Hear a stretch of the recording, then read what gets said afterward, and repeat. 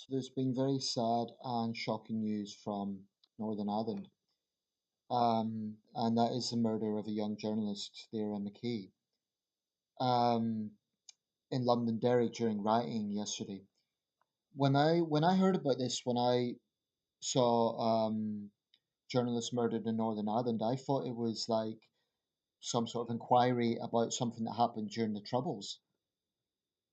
Um, and it's not. This happened last night. She's only 29 years old.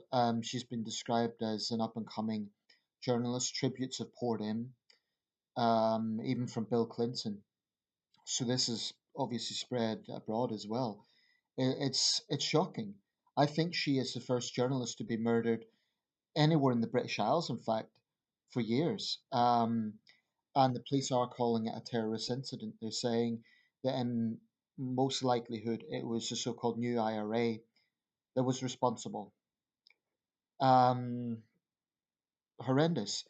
So she was a gay rights campaigner. She was an accomplished journalist. She'd been working with Thomson Reuters.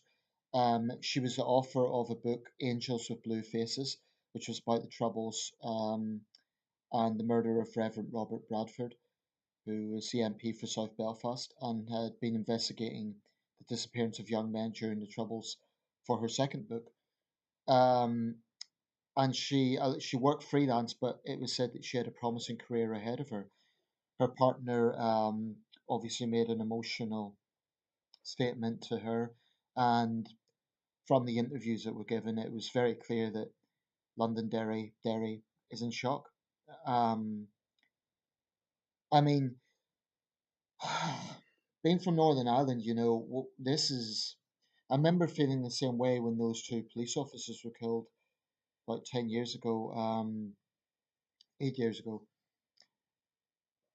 There are some very a small but very determined number of extremists that want to reopen the Troubles, that want Northern Ireland to go back to the dark old days. These evil men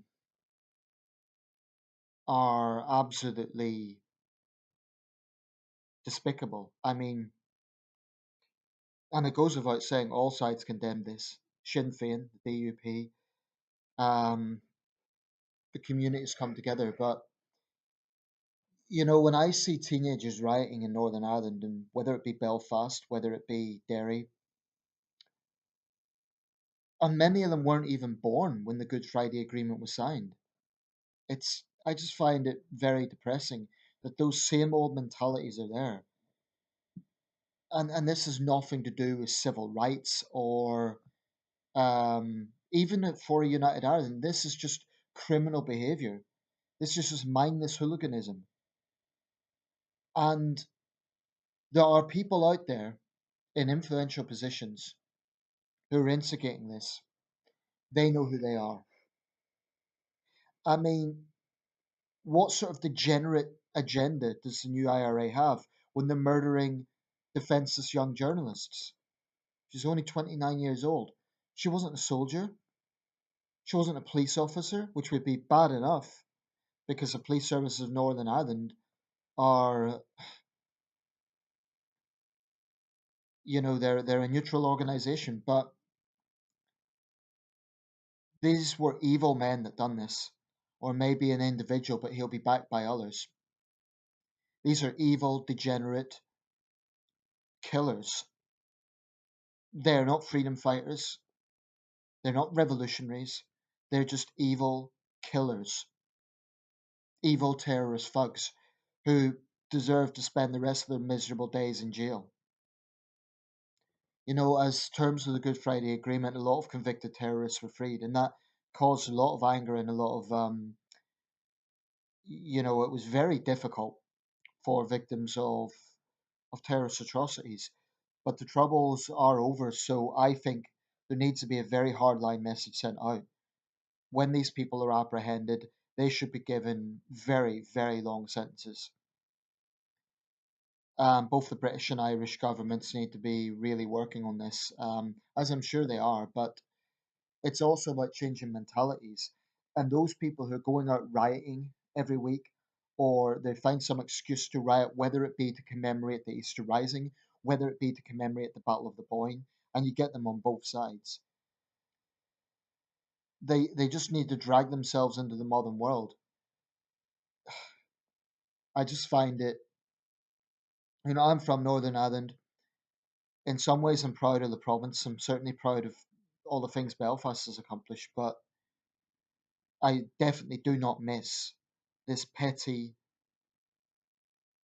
sectarianism. And it doesn't represent all 2 million people in Northern Ireland. But, we could say that they're small in number, but the fact is, someone right now will know who that killer was. Someone out there will know who done this. And I hope they will do the right thing and anonymously tell the police. These evil killers, they will call those who work with the police touts. That's a Northern Ireland term for grass. It's a disgusting term, and I just hope this young woman's friends and family can get justice.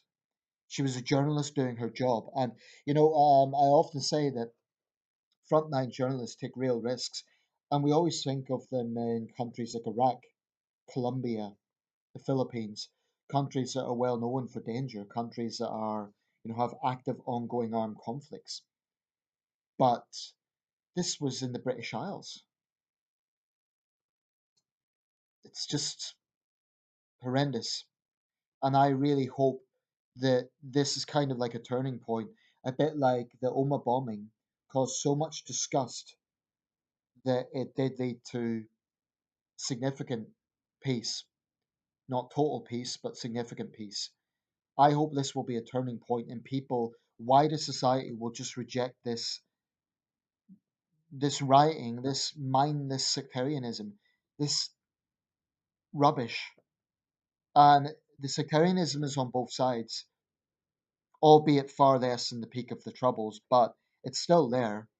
If you're going out to riot, or you're going out just to provoke the other side for the sake of it, then you're contributing nothing to society. As for the violence, the threat is from the so-called new IRA. They're terrorist thugs. They're not revolutionaries. They're not freedom fighters. They're evil terrorist killers and should be treated as such.